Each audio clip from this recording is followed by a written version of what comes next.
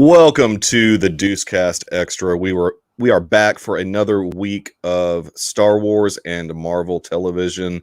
We are, of course, going to be talking about episode 10 of The Bad Batch, Common Ground, and then episode 4 of Loki, the Nexus event. There was a lot of stuff that happened in Loki, and we'll get to that.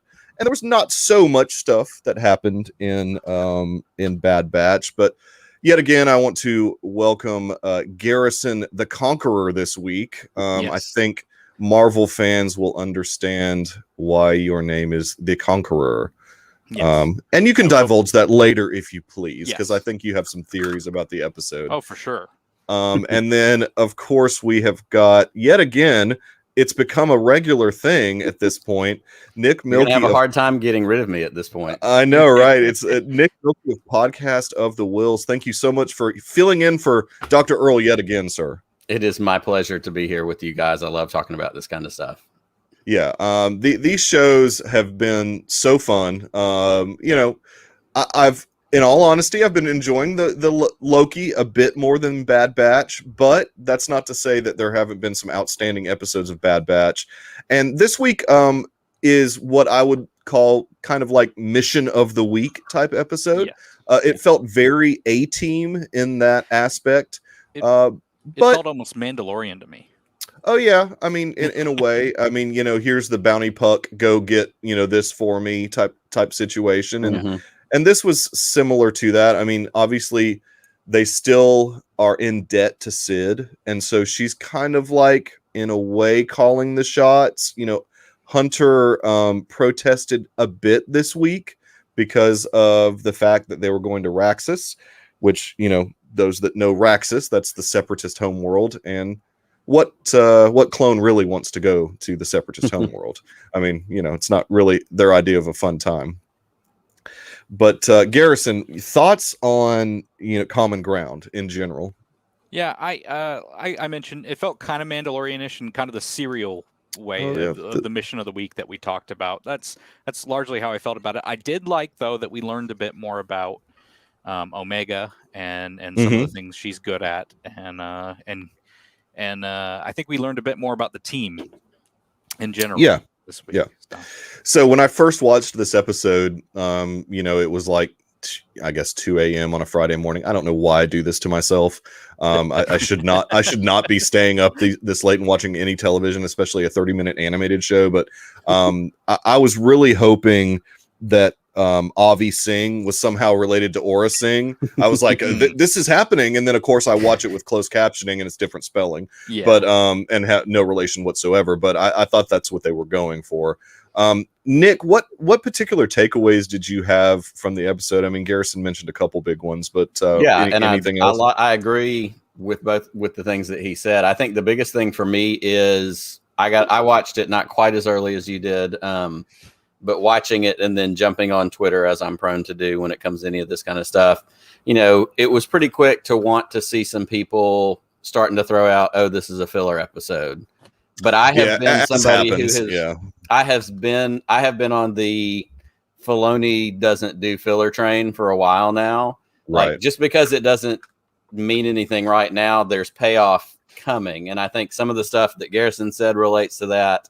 I think we get some more, and we haven't had this really since the first couple of episodes. Like, this had some more of the empire building. Early on, we got the development of chain codes. We got, the starting to move away from the clones and the Kaminoans. And so in this, we're seeing, the Separatist planet, the Separatist senator. You get the mention up front when the Imperial officer is saying, he's going to do what we said or he'll be arrested like the other ones that have resisted. Right. He makes that change. And then at the end, when he's like, I can't leave, I have to stay here for my people. And they basically, I think it was the droid that says, you can help your people, but you can't do it today. And so I think, they're planting seeds for the rebellion with, maybe the senator and some of these other kinds of things. So for me, it wasn't a filler. It's character development, of course, with the team.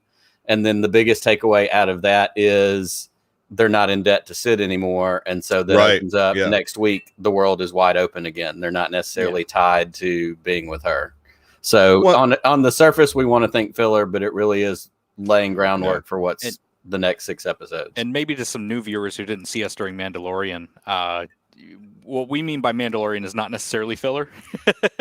Right. We mean the adventure of the week, but then it still all kind of culminates and comes together. Right. Yeah. So I very much agree with totally. I mean, and I like, we get to see a like you mentioned, Garrison, another aspect of Omega. Just she's a bit of a tactician in this episode, a strategist a little bit with Dejarik, and she is impressing everyone around her. And so, obviously she impressed Sid, so she's wanting to make some quick money, as Sid will do. And even in that moment, we even see Omega as a negotiator. She negotiated her percentage up to 60% from 30%. I couldn't believe she went up to 60. I thought, it was gonna be, 50, and then she was going to talk her down to 40 or something. It was a bold move, and I'm, props to Omega for going for it like that. I mean, I think Sid liked that, and that's probably why she seemingly gave it to her. She's like, all right, you're going to be a little chesty. Let's go. Yeah, totally. I loved all that. Also, and I don't know if Sid had done this before, because maybe I wasn't paying attention enough, but I love her nicknames for everybody. Yes, I wrote them down. I did. I like Bandana, and what was it? Dark and Brooding, and Goggles. And Dark and Brooding was Echo, right? I mean, I think that was Hunter.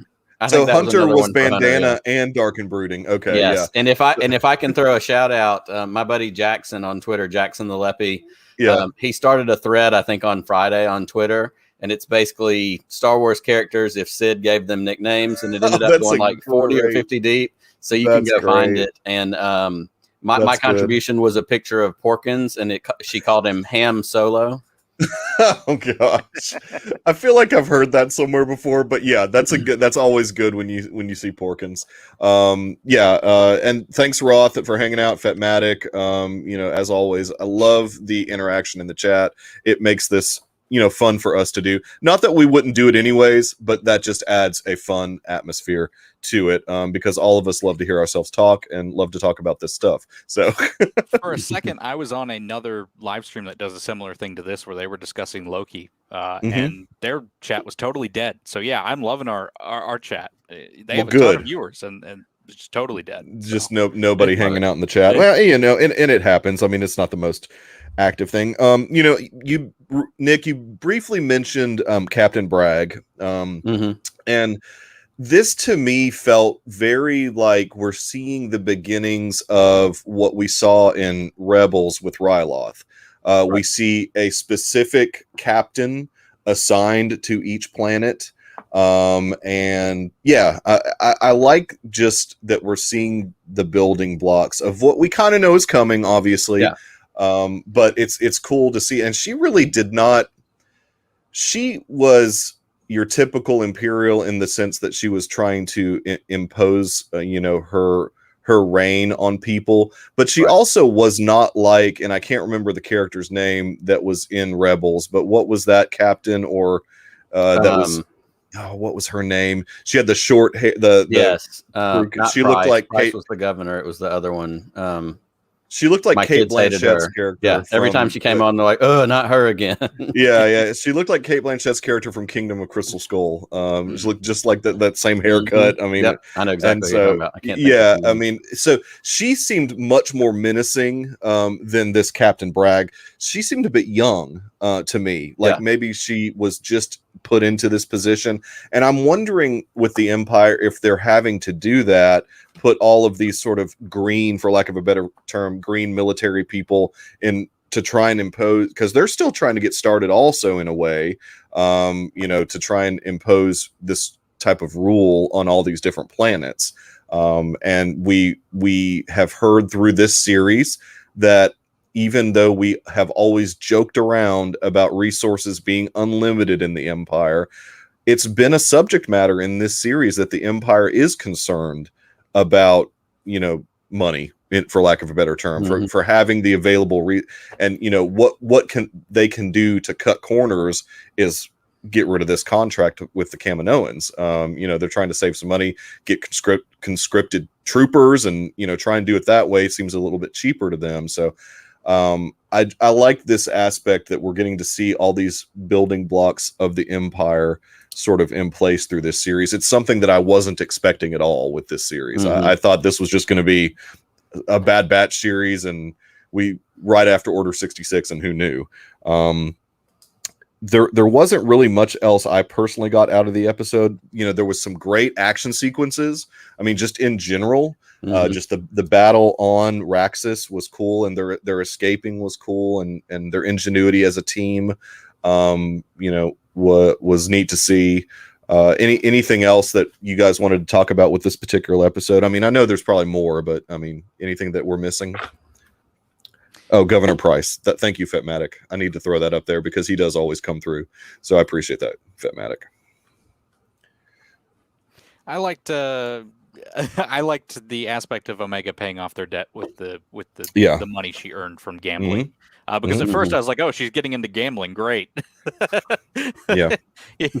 That may not turn out so well for her, but she's such a great strategist that I guess it did. And she was able to pay off the entire team's debts. Which I did not expect to be the twist at the end when Hunter gets mad at her. Yeah. So. And I liked GS8. I always like some droid stuff, and yeah. That was a unique character, I think. I mean, obviously some type of protocol droid. Very concerned about the vase of the vase. She the one thing that I think Star Wars does very well, and has historically, is show some personality with this being that's not really sentient, and the droid, and it always adds a bit of comic relief. So I kind of liked that. Yeah, I mean, I thought especially when he said he didn't really care.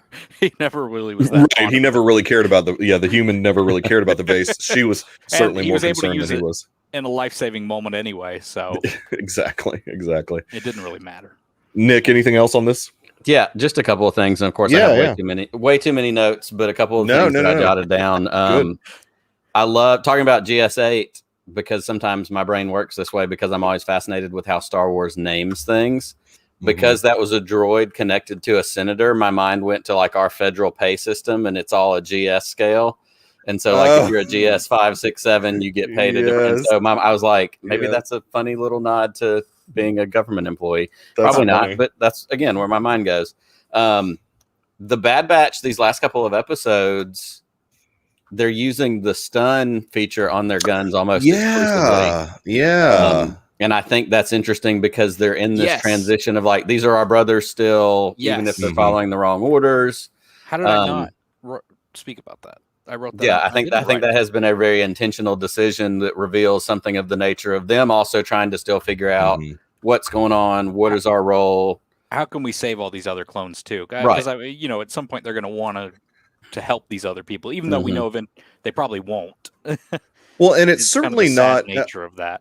And you cannot make any excuse that this is a kid's show. That's why they're doing it. There's an intentional character reason that they're doing this, because we've certainly seen some violence in this series. I mean, no doubt. There's been like, somebody killing someone like dead on. I mean, there's in cold blood, basically. I mean, so I think it's very much like you said, Nick, character driven. They don't want to hurt their brothers. I mean, there's a way that they think, or at least they have hope, maybe that they can, they don't know how they're going to do it, but maybe they're hoping that they can save their brothers at some point. I also feel like, go ahead. No. I was just going to say, I mean, every time I think about how bad the show can get in terms of we're going to see something bad happen, I think about Kevin Kiner tweeting out, "This is the saddest episode I've ever worked on in my life, and I'm terrified of what we're going to see later on in this series." Absolutely. Yeah. As you continued to talk, or as you mentioned before, we're continuing to get this evolution towards the Galactic Empire and what we knew as the Galactic Empire.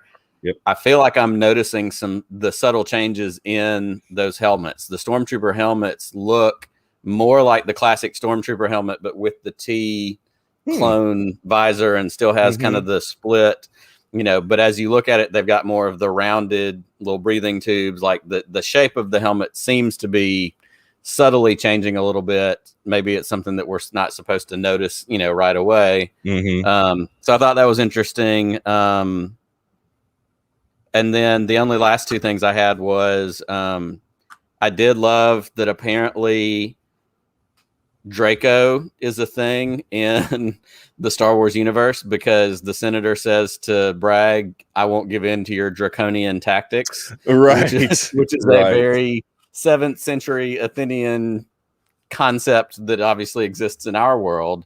Yeah. So as soon as he said that, I was like, wait a minute, that's a very real world thing in Star Wars. Yeah, no doubt. That just made me laugh. Obviously, the idea of it makes sense, but maybe they would have called it something else. And then, so my last one is, and this is even a question for you guys to tell me or what you think. Okay. That last scene is Hunter and Omega playing Dejarik, and if you win, you won't have to stay behind anymore. You'll get to go on the missions. Obviously, we're going to see next week she's going to be with them. But the question is, did she win, or does he let her win? See, that's immediately what I thought about. Now, Hunter, is he the strategist for the team? I mean, he's certainly like in the leadership role, I think. And so I think just being slightly more experienced than her, I think he might have just let her win.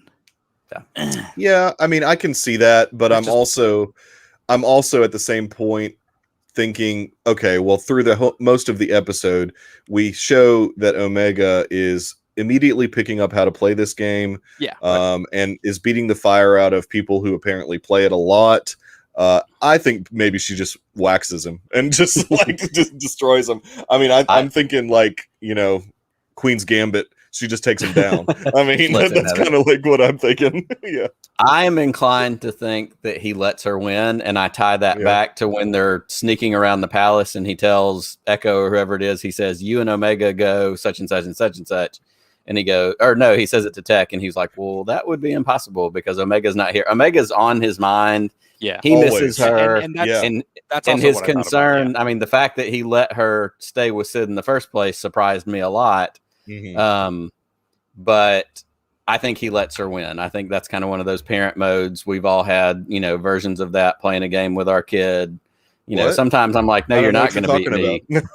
But other times I'm like, I do want to build self-esteem, or I just want my kid to have fun. And in this case, he wants her to be with him. Like, he doesn't want to be separated anymore. Then it was clearly demonstrated she missed being away from them, sitting at the bar where, they haven't even called. They haven't even whatever. So I think he lets her win. That's my take on it. Look, and you're probably right, but I just like the idea that she's, some master at this game and just destroys him. But I mean, that's just me. I prefer that. But anyways, I didn't really have anything else. I mean, that's a good thing that you did bring up, though, because I was intrigued and just by the continued character growth of them showing us how much Hunter is always thinking of Omega in every situation. Even when he is the one that made her stay behind, he forgets that he did that because he's probably concerned about her. I mean, and again, that's very, dad moment right there. And I love that. I mean, dad batch. Yeah, dad batch, exactly. And I love that. I can't believe somebody hasn't made that t-shirt yet. I'm sure somebody has, but we just don't know about it because it's a theme throughout the series thus far. But anyways, I think that we can put an end to Common Ground and move on to the episode 4, the Nexus event of Loki. Good gracious. I mean, we get a lot in this episode. And it's going to be hard to try and remember everything because, I mean, it was pretty much nonstop. As always, I recommend watching it a second time with the closed captioning on. It's almost like become a must with this show, as much as dialogue heavy it is, which is not common for a television show like this. Like I don't know if you want to call it like a hero sci-fi fantasy show. I mean, it just feels like the dialogue is a lot to take in, and it's all important. It's like you almost want to hear every single word and see every single word that they're saying because there's a lot going on. Rife, and I'll let you kick us off. Just well, I mean, there's just so much, and I kind of want to go chronologically if we can, because there's a lot in this episode to break down. We start off the episode with young Sylvie playing with her toys, and young Sylvie playing with her toys. If you notice, she's playing with her toys where Asgard is winning a battle. Some have assumed, I guess that's Ragnarok. I'm not that versed on necessarily Ragnarok. I've seen the movie, but I don't really know the mythological event that well. Yeah. And Renslayer comes through the portal as a hunter, who's clearly not come up to her judge position yet, and grabs Sylvie. She grabs Sylvie, takes her to court, like we see. Well, actually, she takes her through the whole process. We see the papers, which the stack is much lower for young Sylvie. She goes through the robot machine and all that, and we see her go up to the judge, who she then. Well, I want to mention one thing. Ravonna has a patch on her suit, like the other hunters do. Okay. Which, like Hunter B-15 is the black lady that's very important to the series so far. Yes. She has an A-23. Okay. Avengers 23 is the first appearance of Ravonna Renslayer. Oh my gosh, that's so deep. I love that stuff. I mean, that's not anything I would have ever caught, but I love that stuff. I mean, that's good stuff right there. And it's also an issue that features Kang the Conqueror as its main villain, who is Ravonna's love interest in the comic. In the comic, yeah. Interesting. One thing I noticed as far as Sylvie, when she's on Asgard, she has a wolf that she's playing with, and that just took me back to Hela, because Hela had the wolf, the whole Ragnarok thing. So I thought that was pretty cool. That she had that wolf, and also I thought Game of Thrones as well. I mean, when I saw that, which we get a little bit of a nod for that too. Coming up in a minute. No, I'm sorry, that's Bad Batch. I'm thinking about something else. The guy that was the voice of the senator in Bad Batch was Oberyn Martell's brother, Prince Doran Martell. Oh, okay, cool. And I mean, Siddig. And in this, I mean, that was young Ray, wasn't it? Yes, it was. That was young Ray. Yeah. And I think I've seen that actress in something else as well. I think she's played a few young people. She, what was it? It was a show that I watched, but I should have written it down. I didn't write it down. I mean, we immediately then jumped to some really good character beats. I just wanted to ask, young Sylvie's Nexus event, what do you think that was? Was it her playing with the toys with Asgard winning? Do you think her being a good Loki was the Nexus event? I'm of the mind that her being Sylvie? I'm of the mind that there was no Nexus event, and they just came and took her for some reason. I will go on that later. Yes. Yeah. Okay, you will go on that later. That's kind of what I'm thinking. Yeah. And Roth got it for you in the chat. She was Judith in The Walking Dead. Oh, the little girl was. Okay. She was okay. Young Judith at some stage when she was not the baby, but older and a little bit older. Okay. And I jumped off of Walking Dead several years ago, so I did too catch that part. But yeah, I remember reading that after. So good call on Roth's part. She's got a good agent, in other words, because people are like, at her age, people are recognizing her from other things, and so you've got a good agent when you're doing that. So I like that. I mean, my whole thing, Garrison, I don't know about this whole Nexus event thing. I think that I don't know. I think that they just came and got her. I think Nexus events are a real thing. And we see that in a second. Sure. But yeah, I think there's an ulterior motive, at least, if it's not a Nexus event. Right. I think whomever is pulling the strings, and a lot of people think it's Kang, but he is the he is the Mephisto of this show, basically. Well, see, he's the Mephisto. I take exception to that because I never believed in Mephisto, and I believe in Kang. You do, yeah. I don't know.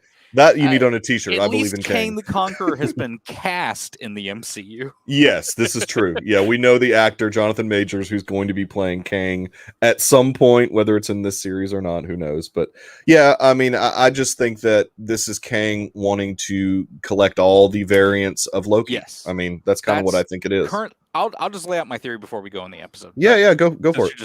Since you're going to put that out there. I think Kang, or a very small part of me, thinks maybe potentially another Loki. But I'm thinking Kang right now. Okay.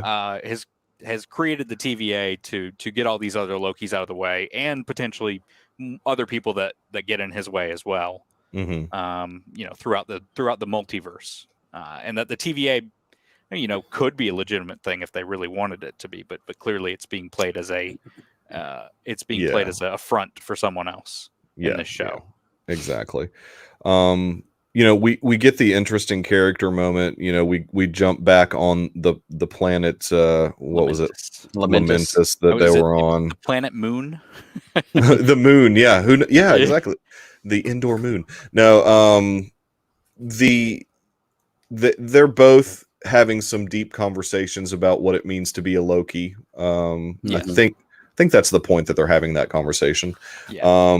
And is it meant for them to always fail? And Loki makes a very good point. Well, no, we're still here, we're still alive. I mean, we don't die.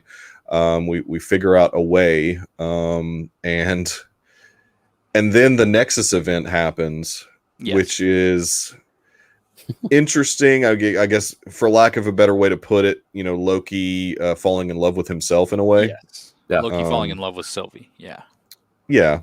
I mean, basically, I don't know that love is reciprocated. I guess we'll see. Yeah, she seems a bit puzzled by, but anyways, we'll mention that later. Yeah. But Nick, what do you make of the conversation that they were having? Well, and there was a line, I loved the conversation about, essentially her thing, our lot in life being Loki's is that we're going to die and fail and whatever. And I loved what he said and the way he comes back to that. But the other thing that really struck me before they got to that part was her telling her story about being taken as a kid. And I love what she said. She said, that's where I grew up, at the ends of 1,000 worlds. Yeah. And to me, that just had she's carried this weight. Like, her whole life since a young kid has been on the run, hiding. And again, maybe it's part of the parent in me that, my heart went out to this young kid who had to figure out how to survive in a situation that was forced upon her. And there was something just, to me, really, tragically poetic. That's where I survived at the end of 1,000 worlds. That just, I don't know. I struck that. That was great writing. It stood out.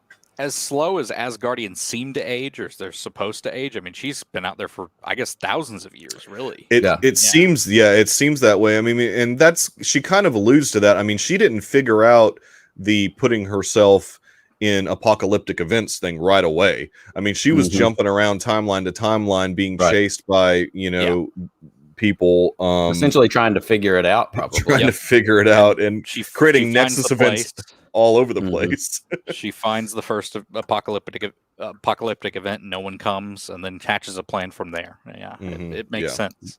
The only other thing I had from this scene, sorry, Mike, I'll cut you off. No, you go ahead. I was just going to say, and this shows up much more prominently late in the episode, and I know this isn't intentional, but I think I said last week, as that moon gets ready to blow apart, it had a moment where it looked like the Death Star. It had kind of the little dimple in it and whatever. Yeah. This scene of them sitting there and talking as it's about to crack had a very Rogue One ending with Jen and Cassian on the beach feel to me. Yeah. Yep. And I don't think that was intentional, but that's where my brain goes, because that's, half my everything is Star Wars. The other half is everything else. Exactly. So it did have a very end of Rogue One feel to me that, I just went, I've seen this scene before. Yeah. I mean, and the visuals, just so well done. I mean, so it's for a TV show. They're putting a lot of money into it, and I appreciate that as a viewer. I mean, that's something that I kind of, watching so many HBO shows and AMC shows and stuff that they put a lot of money into their television shows.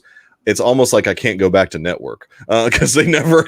You're never going to see a show. I mean, you joke about that, but I've actually been in that territory for like 15 years now, and it's a terrible flaw that I have. But people are like, "Oh, such and such." I'm like, it's on network TV. I'm not going to watch that. I cannot literally recall the last network television show I watched. It's been a long time. I mean, but anyways, that's neither here nor there. But Ryfin, you were going to say something? I'm fully willing to admit I'm wrong in that. That's just where I am as a sure.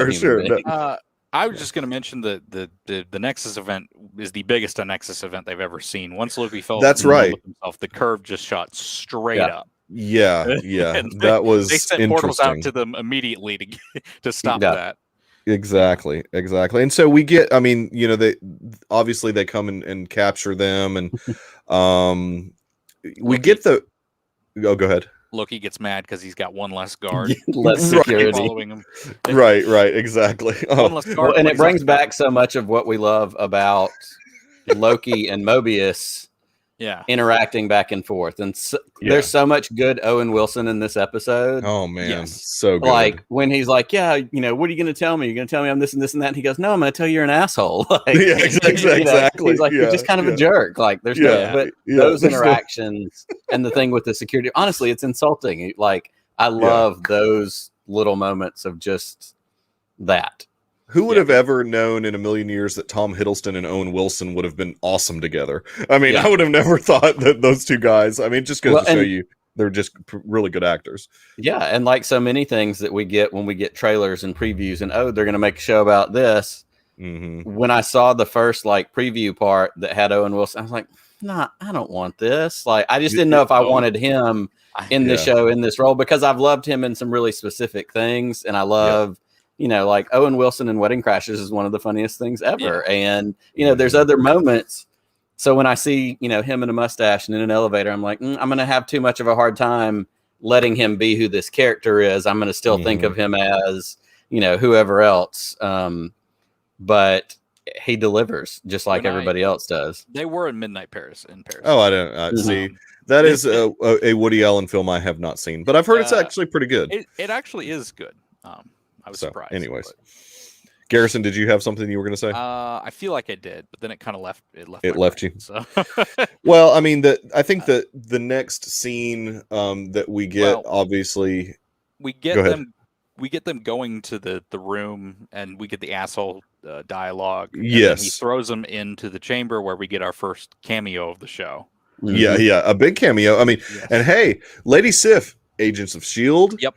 Loki. I mean, she's been in the most. She's been in pretty much everything except for the Marvel Netflix shows.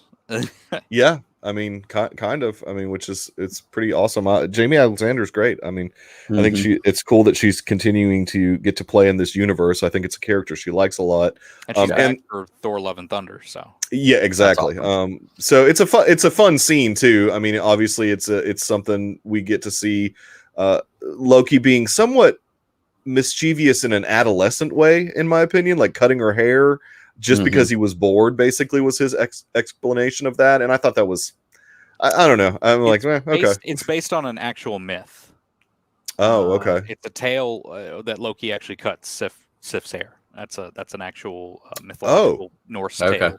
Oh, I didn't know that. I didn't know that. You're doing some deep research. I like it. A friend sent that to me, so I like the deep research. Or hey, a friend sent it to you. It counts as research. Honestly, that's why I come to this show, not so I can talk about Star Wars, so I can listen to Garrison educate me about all the Marvel things I don't know. Yeah, no, I love that stuff. I'm not even the biggest Marvel guy, and that's not even Marvel. That's just deep Norse mythology. That's right. So, I love that. So I love that.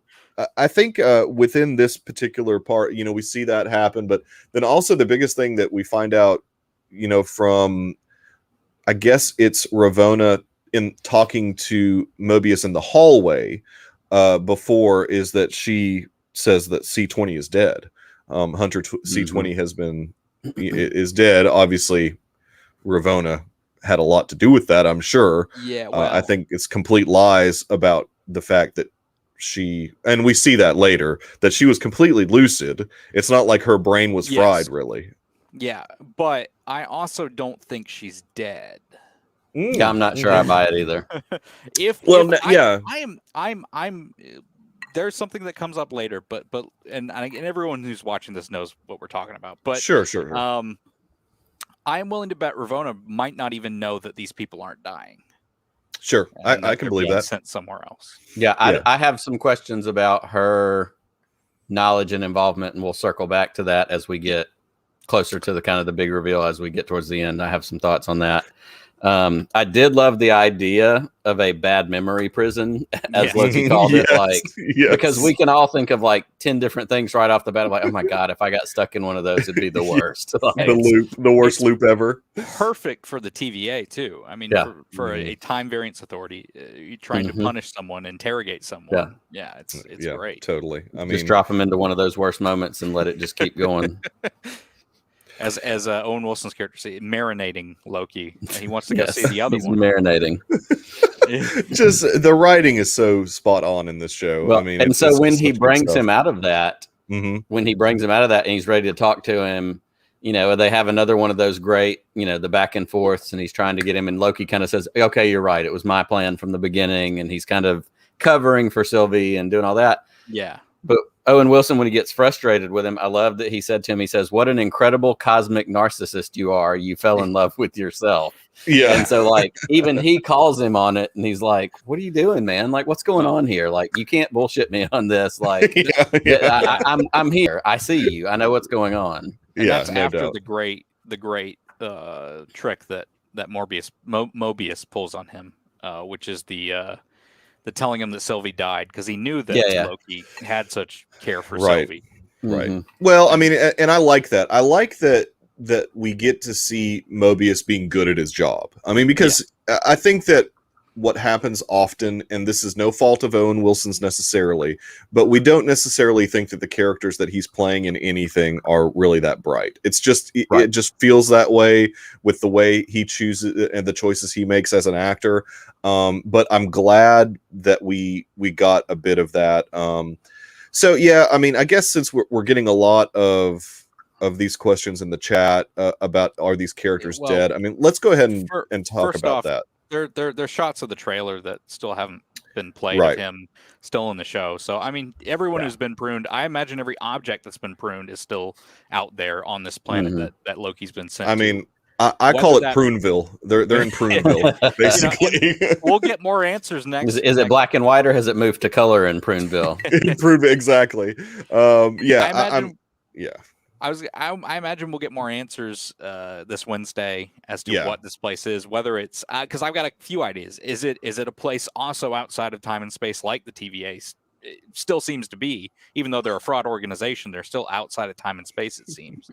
Or I'm sorry, this is too good not to put out. Resting bitch face. Owen Wilson has resting. Yes, he does. He does. Totally nailed it. Is this another Earth? Is this an Earth in the future? Right.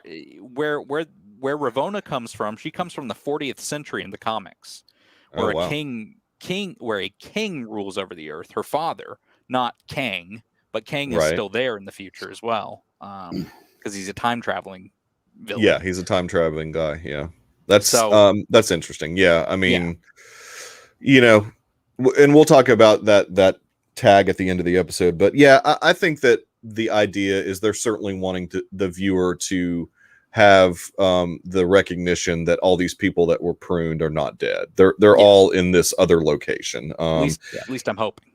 Yeah, and to Nick's point, I mean, since we're talking about it, I don't think Ravonna knows it. I mean, because she thinks that in her mind, she has killed C20, and she even says that C20's dead. I mean, she uses that word. So, I mean, I think she in her mind, when somebody is pruned, they're gone. In the beginning, she goes to see the timekeepers by herself, and she goes into that room, and we see her, and that's the first time we see the timekeepers. Is she goes in there by herself, so it's not like she's putting on an act. Like she's in there, and she kind of has this reverence, and whatever, and then she comes out and she tells Mobius, even the best audience with them is disturbing and whatever. And so by the time we get to the end, and I guess that's kind of where we are now at this point, is finding out, there's a little bit of Wizard of Oz-ish going on here. Yeah. And I want to say that I called that at some point. I totally didn't believe that the timekeepers I didn't call androids, but I certainly didn't think. I thought it was a setup, they aren't real, or it was just her puppeting, and you don't get to see them because they're too big, that kind of thing. Well, with episode 1, I mean, I remember how much just controversy sort of from certain parts of the fandom there was with episode 1, because it pretty much said that nothing mattered, and the timekeepers were always going to keep the time stream this certain way. And I was like, that just doesn't feel like a thing that Marvel would do. that the sacred timeline. The characters can only do one thing, and if they're late to work, they get pruned and blah blah blah. Yes, it is. To answer your question, Fatmatic, it totally is. So I always felt like it was always going to be the rug was pulled out underneath our characters, that TVA wasn't real in some aspect, or was lying. Yeah, and you'd have to imagine that it appears that, at least in Ravona's mind, she's been there a long time. She's moved up the rankings. We've seen her, start as, a hunter and move into and maybe in between that and Judge, she was, somebody that was doing cases like Owen Wilson's character. Yeah, maybe. So, I mean, who knows? And you'd have to imagine that there had to have been complete buy-in from her point of view at some point. Yeah. And all of them, I mean, all of these people, obviously we see a lot of character development in B-15. I mean, she's, I wrote down that she has been awakened. And has she felt it? And she did. She did totally feel it because everything's Star Wars. And she was feeling uneasy, obviously, because she had these memories. Sylvie, Sylvie enchanted her and showed her a bit. And she confronted Sylvie back at Roxxon, Roxmart, in the rain. I'm like, that's an interesting choice, but like, why do you want to go talk to somebody in the rain like this? But for dramatic purposes, outside of the facility. Outside the facility. Oh, sure, outside the facility, exactly. And again, she let her enchant her and opened her eyes even more. And so basically, at that point, Sylvie and Loki have an ally. And an ally in the episode, and we see payoff in the episode very quickly, which I like that. I mean, I like that these things are paying off quickly. They almost have to, since there's only 2 episodes left. But and we mentioned it already. There was some great just conversation back and forth between not only Loki and Mobius, but Loki and Sylvie. Just really good dialogue. And the friendship moment that I love is when Mobius said, and he, said it kind of jokingly, but I think it was good for Loki to hear as a character, that, it's something like you can be loved, or it's okay to be loved, or something along. Did somebody write down that line? I'm sure one of you did. I didn't, but I should have. When I was watching the episode, though, I mean, it's very poignant because he's being trapped in this prison where he's being told he'll never be loved and he'll always be alone. That's pretty much what she said. And then when Mobius comes to get him out, he's like, and you can do whatever, you can be good, you can be loved, just in case anyone ever told you different. And it's a very smirk. It's a very like bros talking to each other moment, but it was you're good enough, you're smart enough, and doggone it, people like you. Exactly. Beginning of the show, Loki tells him that he's always going to be this.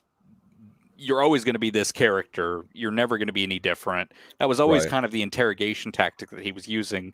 And once he's realized that Loki is an ally and wasn't lying to him about the TVA, he quickly says, "Okay, look, I wasn't being serious." So, I mean, and another big part of the episode, obviously, is Loki plants that seed in Mobius's head that, you're a variant, bro. I mean, there's doubt creeps in. And so we see that come to fruition when he's having his normal one-on-one drink with Ravonna that he has often, it seems. And there's some great conversation there between those two characters. Apparently has more than one drink quite often. Usually, and she was surprised he didn't want to have more than one drink. And so he swaps temp pads with her, which that's a big moment. That's your character turn, basically. That's your I don't trust you. At the point you go and take someone else's device to search it, for evidence of committing a crime. Yeah, there's already doubt in my mind at that point. So poor Ravonna has a lot of people working against her at this point. A lot of people on the inside working against her, and so she's got. Hopefully, I'm hoping that character is not all bad, but I'm wondering if even though she doesn't know exactly what's going on, that she has a part to play and is somewhat bad, because there's a smirk that she makes in the elevator when Sylvie is asking her, what was my Nexus event? Yes. And she says, I forgot. And there's just this look on her face that I'm like, okay, there is some evil in this character. Yes, which to me, that told me that she does know more than she's letting on. But I agree that she doesn't know everything, like the pruning and stuff. Right. I don't think she may know that there's a plan to get rid of these Lokis that's been given to her by higher up. By the timekeepers. Well, yeah, in her mind, she thinks it's probably the timekeepers. Yeah. I mean, until she's a bit awakened in a really cool fight scene where we find out that timekeepers are androids. Yeah. I mean, you know, to put it out there, I mean, we find out that androids. Yeah, mindless androids. I mean, non-sentient beings. I mean, basically, these lizard people don't exist. Yeah. Although, did you notice when the middle one gets its head cut off and we kind of get that revealed, the other two laughed, like they were laughing very before evil. They like fell over and stopped working. But there was that moment of like, this is kind of creepy in like, you know, a fun way, but like they laughed at that happening right before they lost power and, you know, keeled over.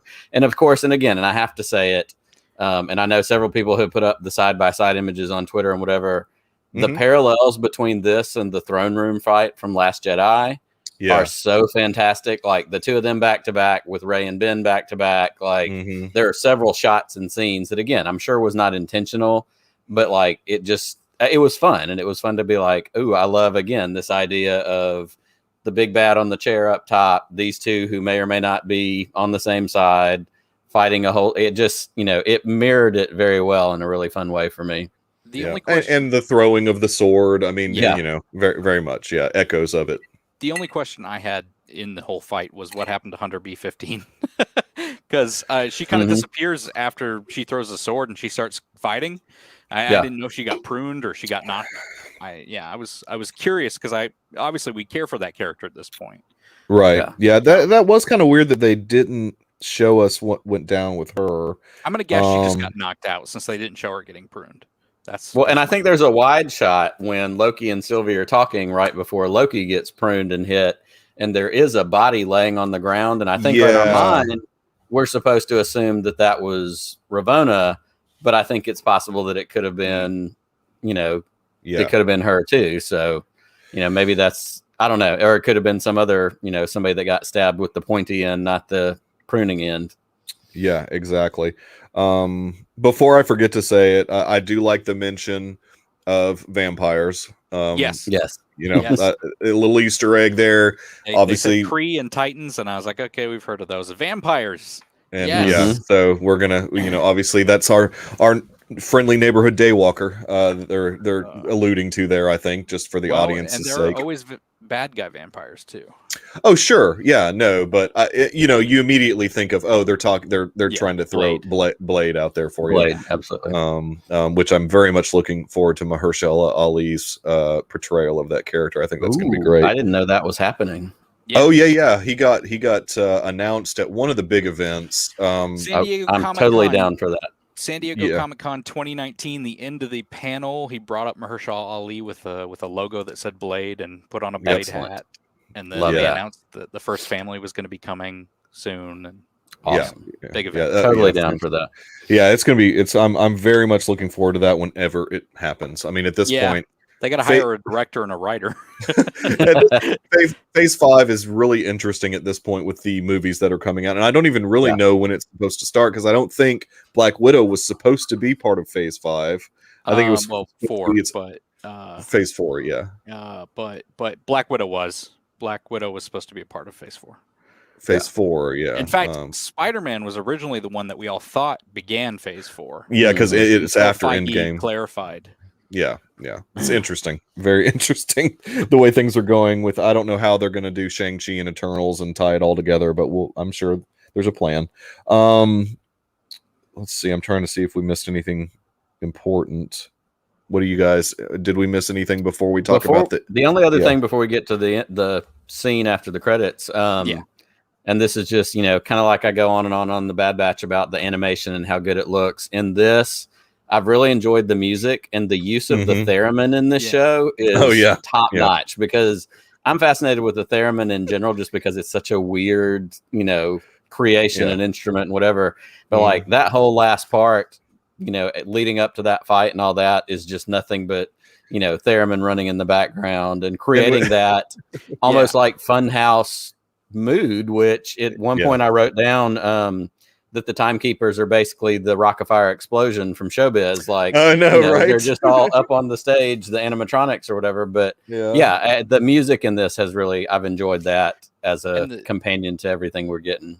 The theremin, it's throughout the entire soundtrack, but they've also been using this lady's classical music done on a theremin soundtrack. I can't remember the name of her right now. I'll have to send it to Mikey later or something, or in the Juicecast Discord later. There you go. Nice plug. But so not only are they using it just throughout the show, but they've also been using other people's work that uses theremin. So I thought that was interesting. Yeah, and when you listen, and when it's flowed. So when you watch on closed captioning, it even says theremin playing when you watch on the closed captioning. So I love that. I love the fact that it says that. I mean, the big reveal, obviously, with this particular episode was the mid-credit scene. Oh, did you have something else, well, Garrison? I was just gonna say the moment of Loki dying. I mean, did anyone how did people feel at that moment? I didn't believe it. I wasn't. I mean, because throughout the episodes episode left in a show named Loki, like he's not gone. Well, the reason I didn't feel like they were gonna make Sylvie the main character in that moment, which almost felt like they were trying to fake you out with, was because the show is named Loki. If her name was Loki, I would have been like, oh, maybe. That's a good point. But I didn't really feel like that because she didn't identify. She I was more affected by Mobius getting it than I was Loki getting it. Yes. Yeah, very much so. Yep. We find out what happened with Loki. Well, I was pretty affected by Loki, and I'll take that back. At first, I was like, oh no. At 5 in the morning, I was dead tired. I guess the only reason that I wasn't worried about it is because, throughout the episode, or at least in a certain part of the episode, there was that talk of Loki's never die. I mean, there was even that, and I should have picked up on that. Yeah, I mean, so I'm kind of like Nick. I was like really bummed out when Mobius got pruned. I was like, that stinks. I mean, obviously, I like high stakes in shows. So I'm okay when things like that happen, but it does stink because I like his character quite a bit. When Loki got it, I was like, okay, wait a minute, what's going on here? This is it's almost seeming like too easy, and the way that they disappear when a person gets pruned it almost looks like they're, for lack of a better term, they're being transported in Star Trek or something. Right. Yeah. It feels that now that you look at it and think about it, you're like, oh yeah, maybe they're just being transported somewhere. Yeah. But who knows where? You're thinking, oh, they're disintegrating. That's how they're not being melted with the melty stick like Ragnarok, like I said last week. Yeah, exactly. It's a little bit different. And I'm gonna keep saying this, but they get sent to Pruneville. And so when they arrive, obviously there's surprise on Loki's face. He's not with anybody though, so it seems like they're all over the place. Like he wasn't right next to where Mobius, showed up or whatever. Yeah. And I guess the one thing that we don't know is how much time has passed to those people that have been there. I mean, how long do they feel like? I mean, it could only have been minutes for all we know. Yeah, that's really interesting because to the TVA, time doesn't matter. So they could have started this thing. They could have started this thing thousands of years ago. They could have started it 10 years ago, but they went thousands of years, across the spectrum of time, capturing these Lokis. Yeah, exactly. So we see 3 Lokis sort of pop up. I mean, just to throw it out there. 4. We see 4 Lokis. We do? Yes. No. Yes. What was the 4th one? Keep going. Name them, and I'll tell you what the 4th. Well, I mean, we saw Boastful Loki, Classic Loki, and Kid Loki. And then what's Nick's name? Oh, is that a thing? Loki Gator's a thing? It's an alligator Loki, yeah. Oh, okay. I didn't know that. The other one is Throg, the Thor frog. Yeah. Oh, okay. I thought that was just the kid's pet. It didn't register He's got a crown with me. on. He's got the. I didn't see that. He I didn't has see the the crown crown. on. I didn't see the crown. Okay, so 4 Lokis. Okay, good. Well, and to be perfectly honest, before I paid enough attention to the Loki Gator, the thing that stood out, of course, Richard E. Grant. I mean, Yes, because we hear so dialogue there. General You know, Richard E. Grant, like anything he does, I'm in for. Yeah. But, and this kind of goes back to what Garrison was talking about earlier. You know, the timelines, where are they, you know, in time as much as where are they location wise comes into play. It appears to be a, you know, bombed out post-apocalyptic New York because in the background you see Avengers Tower. Yeah. And that was, I noticed the Avengers Tower before I noticed the Loki Gator. And so immediately I start going, what does this mean? Because my mind still lives in Avengers land and, you know, all that kind of stuff. So that was the thing that stood out to me, you know, and also with boastful Loki, you know, he appears to be holding some sort of hammer or mallet or whatever. And so I, of course, was like, is this some other alternate steampunk Thor? You know, and so then when I went back, and actually in the credits, I think it has them listed with those names. And so, and actually that actor was in Game of Thrones as well. He was one of the merchant folks with that first place that Daenerys goes when they get help and she offers to marry the guy and they put him in the vault. Oh, okay. He was one of those, the 12 or whoever it was from that whole deal. But yeah, burned out Avengers Tower. That's interesting. I mean, so, that is an apocalyptic time. So I wonder why they would send them there. That's interesting. Like why the whomever the big bad is sends them into an apocalyptic area, I don't know. Did I send you that clip? There's the trailer we've seen with the President Loki, the vote for Loki. Yes. Which clearly takes place on this wherever this is. Yes. A few weeks back, someone pitched the idea to me that everyone in that shot that all turns on Loki is a Loki. I now 100% believe that person. I believed him a couple weeks ago, but now that we're on this planet with all these different Lokis, it feels like we're into the Loki verse right now. Yeah, and I feel like we're gonna see a lot more than just Richard E. Grant and the Kid Loki and Boastful Loki and Alligator Loki. Maybe we see Throg. maybe. Let's call our shot. We're seeing Throg. No, I don't think that this is a place where only Lokis are. I think that we're going to get to see some of the other characters. We already know what's his name's alive, and I'm pretty sure he's there. Well, because of the trailer, Loki's. And if you're paying attention, I mean, I guess that's. You know, they put that out there, so it's not technically a spoiler, but I mean, they put that trailer out there. But, well, yeah, I mean, I loved this episode. It's probably been my favorite one of the series. I think it felt much better because not much happened in episode 3. They were, you know, mostly on that apocalyptic planet in episode 3. So this just felt more high stakes because so much was happening throughout the episode, which you kind of expect at this point, since you know we've got the penultimate episode and the finale. Well, season finale though, because I think they've already said there's going to be a season 2. So, is there? I didn't realize that. Well, that I think that they. In so many ways, they're trying to say it's not happening, but Deadline reported it close to a year ago. Okay. So yeah, we'll see. We'll see if Deadline's right. I mean, just because Deadline reported it doesn't mean it's necessarily true, but I mean, they're accurate for the most part. I feel better than if you had told me like comicbook.com or we got this covered had reported it. Right. Exactly. No, totally agree. Deadline is up there. Yeah. THR, Deadline, Variety. Usually you're going to have some in a better land.